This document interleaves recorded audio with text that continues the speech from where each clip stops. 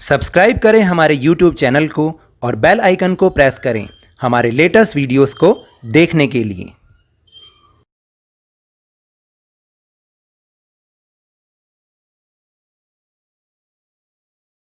Hello and welcome to Lavneesh sir की class. आज की ये शिक्षा निदेशालय राष्ट्रीय राजधानी क्षेत्र दिल्ली की वर्कशीट नंबर 25 जो कि कक्षा 8वीं के विद्यार्थियों के लिए है। यह ली गई है सामाजिक विज्ञान के सामाजिक एवं राजनीतिक जीवन से और इसमें हम समझ रहे हैं हाशियाकरण की समझ पाठ को। आज इसके भाग 2 में क्या दिया हुआ है, किस बारे में जानकारी प्राप्त करेंगे, तो चलिए शुरुआत करते हैं मेरे साथ और समझने की कोशिश करते हैं। तो आज जो सबसे पहला टॉपिक है वो है अल्पसंख्यक और हाशियाकरण, यानी हाशियाई समाजों में जो अल्पसंख्यक होते हैं वो भी हाशियाई समाज होते हैं। आखिर ये अल्पसंख्यक क्या होते हैं, तो चलिए एक बार जानते हैं। अल्पसंख्यक एक ऐसा समुदाय है जो धार्मिक और भाषाई संख्या की दृष्टि से बाकी की आबादी के मुकाबले बहुत कम है, यानी ऐसा समुदाय जो धार्मिक आधार पर और भाषा के आधार पर जिनकी संख्या बाकी जनसंख्या के मुकाबले कम होती है उसको हम अल्पसंख्यक कहते हैं और इंग्लिश में हम इसे माइनॉरिटी भी कहते हैं। ये केवल संख्या के सवाल तक ही सीमित नहीं है, बल्कि इस समुदाय के लोगों की सत्ता और संसाधनों तक पहुंच जैसे मुद्दे भी जुड़े हुए हैं तथा साथ ही इन्हें अपने सामाजिक स्तर व संस्कृति बनाकर भी रखना है। तो देखिए, ये जो लोग होते हैं, इनके जो समुदाय के लोग हैं, जो अल्पसंख्यक समुदाय के लोग हैं, वो राजनीतिक जीवन में भी बहुत कम प्रवेश कर पाते हैं और यहाँ तक कि जो देश में संसाधन हैं उन तक भी पहुँच इनकी बहुत मुश्किल होती है, क्योंकि अक्सर देखा जाता है कि ये अल्पसंख्यक समाज धीरे धीरे हाशिया पे चले जाते हैं, जिसके कारण ये गरीबी का जीवन व्यतीत करते हैं और बहुसंख्यक समुदाय की संस्कृति, समाज और सरकार की अभिव्यक्ति को प्रभावित कर सकती है। तो देखिए, जो बहुसंख्यक समाज होता है वो उस समाज को कहते हैं या उस समुदाय को कहते हैं जिस समुदाय के लोगों की जो आबादी है वो धार्मिक और भाषाई संख्या की दृष्टि से ज़्यादा होती है। और ऐसे में ये संभावना है, ऐसा अक्सर होता नहीं है कि हर जगह ऐसा ही होता, ऐसी संभावना है कि समाज और सरकार की जो अभिव्यक्ति है वो इसको प्रभावित कर सकती है बहुसंख्यक समुदाय की जो संख्या है। जैसे कि आप आगे जब क्लास 10वीं में जाएंगे तो वहाँ पर पढ़ेंगे कि श्रीलंका में, क्योंकि वहाँ पर एक भाषा बोलने वाले समुदाय की संख्या ज़्यादा है और वही सरकार के जो भी निर्णय उनको प्रभावित करती रहती है। तो देखिए, ऐसी सूरत में जो छोटे आकार वाले समुदाय होते हैं वो घाटे की बात साबित हो सकते हैं, क्योंकि जब वो छोटे आकार में हैं, कम संख्या में हैं, तो वो समाज और सरकार तक अपनी बात को पहुंचा ही नहीं पाते और संभव है कि इस कारण छोटे समुदाय हाशिए पर खिसकते चले जाते हैं। ऐसे में अल्पसंख्यक समुदायों को बहुसंख्यक समुदायों के सांस्कृतिक वर्चस्व की आशंका से बचाने के लिए सुरक्षात्मक प्रावधानों की जरूरत पड़ती है। यानी कहने का मतलब ये है कि जो अल्पसंख्यक समुदायों की संस्कृति है कहीं वो दब ना जाए बहुसंख्यक समुदाय के लोगों द्वारा, क्योंकि ऐसा हो सकता है, मान लीजिए जो बहुसंख्यक समुदाय के लोग हैं वो चाहें कि जो हमारी संस्कृति है, जो हमारा धर्म है, वही पूरे देश पर लागू हो। तो ऐसे में जो अल्पसंख्यक समुदाय होते हैं उनका धर्म, उनकी संस्कृति कहीं दब ना जाए, कहीं खत्म ना हो जाए, तो इसके लिए सुरक्षात्मक प्रावधानों की जरूरत पड़ती है, यानी कानूनों की जरूरत पड़ती है। संविधान में इन सुरक्षाओं की व्यवस्था इसलिए की गई है कि हमारा संविधान भारत की सांस्कृतिक विविधता की सुरक्षा तथा समानता व न्याय की स्थापना के लिए प्रतिबद्ध है। और देखिए, हमारा संविधान इतना बढ़िया बना हुआ है कि उसमें इस बात की पूरी व्यवस्था है कि, क्योंकि हम सब जानते हैं कि भारत एक बहुत ही विविधताओं भरा देश है, तो ऐसे में कि केवल एक ही समुदाय की संस्कृति को आगे लाना या उसी को ही आगे बढ़ाना, तो ये तो सही नहीं है ना। इसीलिए हमारे संविधान में इन सब के लिए कानून बनाया गया है ताकि सभी की सांस्कृतिक विविधता या जो संस्कृति है वो बची रहे। कानून को कायम रखने और मौलिक अधिकारों को साकार करने में न्यायपालिका की एक अहम भूमिका होती है।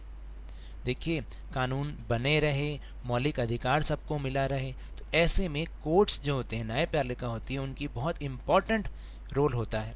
अगर किसी भी नागरिक को ऐसा लगता है कि इसके मौलिक अधिकारों का हनन हो रहा है तो वो अदालत में भी जा सकता है। और अगर किसी नागरिक को ये लगता है ना कि हमारे साथ कुछ ज़्यादती हो रही है, हमारे अधिकार हमें नहीं मिल रहे, तो इसके लिए वो अदालत जा सकते हैं। फिर इसके बाद दूसरा टॉपिक है मुसलमान और हाशियाकरण। तो देखिए, भारत की जनगणना 2011 के अनुसार मुसलमानों की संख्या को हाशियाई समुदाय माना गया है। यह आपका पेपर में एक क्वेश्चन भी आता है कि किस समाज को या किसको हाशियाई समुदाय माना गया है, तो इसका हम लिख सकते हैं। विभिन्न स्रोतों से प्राप्त जानकारी के अनुसार मूलभूत सुविधाओं, साक्षरता और सरकारी नौकरियों के हिसाब से इनकी स्थिति दूसरे समुदायों के मुकाबले कमज़ोर रही है।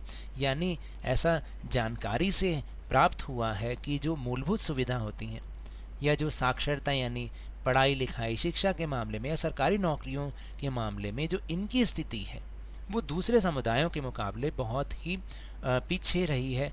इन लोगों को जो है कम ये सुविधाएं मिली हैं, ऐसा जानकारी कहती है।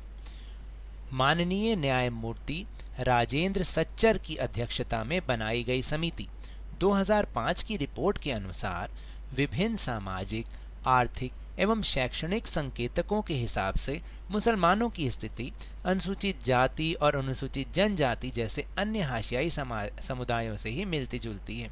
यानी कहने का मतलब है कि जो अनुसूचित जाति और जनजाति की जैसे जो हाशियाई समाज हैं, लगभग वैसे ही मुसलमानों की स्थिति भी रही है, ऐसी जानकारी कहती है।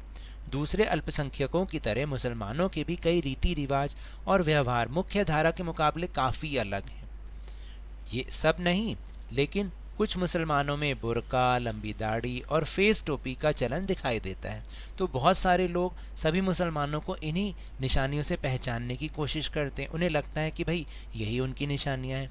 इसी कारण अक्सर उन्हें लोग अलग नज़र से देखा जाता है। इसी कारण अक्सर उन्हें अलग नज़र से देखा जाता है और यही सोच उनके साथ गलत व्यवहार करने और भेदभाव का बहाना बन जाती है।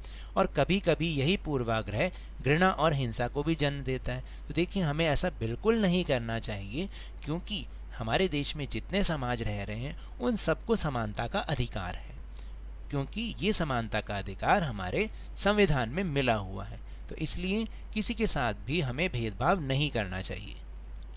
फिर तीसरा है निष्कर्ष। आखिर इसका निष्कर्ष क्या है? देखिए, हाशियाकरण का संबंध अभाव, पूर्वाग्रह और शक्तिहीनता के एहसास से जुड़ा हुआ है। यानी जो हाशियाई समाज होते हैं उनके पास अभाव यानी वो गरीबी में जीते हैं, पूर्वाग्रह यानी उनके प्रति पहले से ही लोग धारणा बना लेते हैं, और शक्तिहीनता उनके पास ना तो शिक्षा है, ना नौकरी है, ना ही राजनीतिक जीवन में उनकी कोई सक्रियता है। हमारे देश में दलित भी इसी तरीके का समुदाय है। हाशियाकरण से कमज़ोर सामाजिक हैसियत ही नहीं पैदा होती, बल्कि शिक्षा व अन्य संसाधनों तक पहुंच भी बराबर नहीं मिल पाती है। इसके बावजूद हाशियाई समुदायों का जीवन भी बदला जा सकता है और बदलता भी है। हाशियाई समुदाय अपनी सांस्कृतिक विशिष्टता बनाए रखना चाहते हैं और साथ ही अधिकारों, विकास और अन्य अवसरों में बराबर का हिस्सा भी चाहते हैं। तो ऐसा होना भी चाहिए। हमारी सरकार को इसके लिए कदम उठाने चाहिए।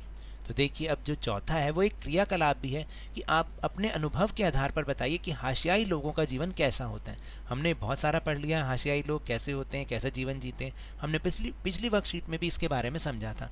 और देखिए, इसका एक आपको चित्र भी बनाना है, तो सोच के आप बना सकते हैं और फिर इन प्रश्नों का उत्तर ढूंढना है। तो चलिए अब हम चलते हैं अपने प्रश्नोत्तर की ओर। देखिए, सबसे पहले क्रियाकलाप जिसकी मैंने अभी बात की थी, अपने अनुभव के आधार पर बताइए कि हाशियाई लोगों का जीवन कैसा होता है। तो देखिए, मैंने यहाँ पर अपना सुझाव लिखा है, आप इसमें कुछ और भी ऐड ऑन कर सकते हैं। जैसे हाशियाई लोग मुख्य समाज से अलग रहते हैं, वे अपना जीवन गरीबी में व्यतीत करते हैं, उनके पास शिक्षा के भी कोई साधन नहीं होते तथा रोजगार के अवसर भी उन्हें प्राप्त नहीं होते। और यहाँ मैंने एक अलग देश से हाशियाई समुदाय का चित्र दिखाने की कोशिश की है। ऐसा ही हमारे देश भारत में भी होता है। तो देखिए इस चित्र को एक बार। देखिए, ये चित्र है, ये किसी और देश का है, लेकिन हमारे देश में भी जो हाशियाई समाज हैं लगभग वो इसी प्रकार से अपना जीवन व्यतीत करते हैं। वो गरीबी में अपना जीवन व्यतीत करते हैं, शिक्षा के भी उनके पास कोई साधन नहीं है और ना ही रोजगार उन्हें मिल पाता है। फिर इसके बाद पहला प्रश्न है कि अल्पसंख्यक और बहुसंख्यक में क्या अंतर है। तो देखिए, अल्पसंख्यक एक ऐसा समुदाय है जो धार्मिक और भाषाई संख्या की दृष्टि से बाकी की आबादी के मुकाबले बहुत कम होता है, जबकि बहुसंख्यक एक ऐसा समुदाय होता है जिसकी धार्मिक और भाषाई दृष्टि से संख्या अधिक है, यानी अधिक होती है, वो ज़्यादा नंबर में होते हैं, इसलिए उन्हें बहुसंख्यक कहते हैं, और अल्पसंख्यक जिनकी संख्या कम होती है। फिर इसके बाद है दूसरा प्रश्न, अल्पसंख्यकों की सुरक्षा क्यों जरूरी है। तो देखिए, भारतीय संविधान ये मानता है कि बहुसंख्यक समुदाय की संस्कृति समाज और सरकार की अभिव्यक्ति को प्रभावित कर सकती है, और इस ऐसी सूरत में छोटे आकार वाले समुदाय एक घाटे की बात साबित हो सकते हैं, और इस कारण छोटे समुदाय हाशिए पर खिसकते भी चले जाते हैं। तो ऐसे में अल्पसंख्यक समुदायों को बहुसंख्यक समुदाय के सांस्कृतिक वर्चस्व से बचाने के लिए संवैधानिक सुरक्षात्मक प्रावधानों की आवश्यकता होती है। यानी सिंपल भाषा में कहें तो हमें अल्पसंख्यकों समुदायों को बहुसंख्यकों के जो सांस्कृतिक वर्चस्व है, यानी उनकी संस्कृति से बचाने के लिए कुछ कानूनों की ज़रूरत होती है, इसलिए अल्पसंख्यकों की सुरक्षा जरूरी है। फिर तीसरा प्रश्न है कि किसी समुदाय के लोग हाशियाई समुदाय के लोग कैसे बन जाते हैं। तो देखिए, किसी समुदाय के लोग हाशियाई समुदाय तब बन जाते हैं जब उनकी स्थिति मूलभूत सुविधाओं, साक्षरता और सरकारी नौकरियों के हिसाब से दूसरे समुदायों के मुकाबले कमज़ोर हो, यानी उन्हें ये सब चीज़ें दूसरे समुदायों के मुकाबले कम मिलती हों, तो ऐसा समाज, ऐसा समुदाय हाशियाई समुदाय बन जाता है। और फिर चौथा और आखिरी प्रश्न, हाशियाई लोगों का विकास कैसे संभव है। तो देखिए, ये मेरे सुझाव हैं कि हाशियाई लोगों का विकास निम्नलिखित उपायों से संभव है। जैसे सरकार को हाशियाकरण से निपटने वाले जो कानून हैं उनको सख्ती से लागू करना चाहिए। हाशियाई लोगों को शिक्षा और रोजगार के अवसर प्रदान करने चाहिए ताकि वे शिक्षा प्राप्त करके और अच्छा रोजगार प्राप्त करके मुख्य समाज के साथ जुड़ सकें। फिर तीसरा है कि समाज सरकार को उनके कल्याण से संबंधित नीतियाँ और कार्यक्रम लागू करने चाहिए। तो ये तो थी आज की वर्कशीट। अगर मेरे इस तरह समझाने से आपको थोड़ा सा भी समझ में आया हो तो इस चैनल को ज़्यादा से ज़्यादा सब्सक्राइब कीजिए, लाइक कीजिए और बहुत ज़्यादा शेयर भी कीजिए। और हाँ, मेरे साथ इसी तरह वर्कशीट को समझते रहिए, लेकिन ध्यान और मन लगाकर पूरी मेहनत और लगन के साथ पढ़ते रहिए। और अगर आपको कोरोना वायरस को हराना है ना, तो मास्क जरूर लगा के रखिए, क्योंकि जब तक दवाई नहीं तब तक कोई ढिलाई नहीं। धन्यवाद।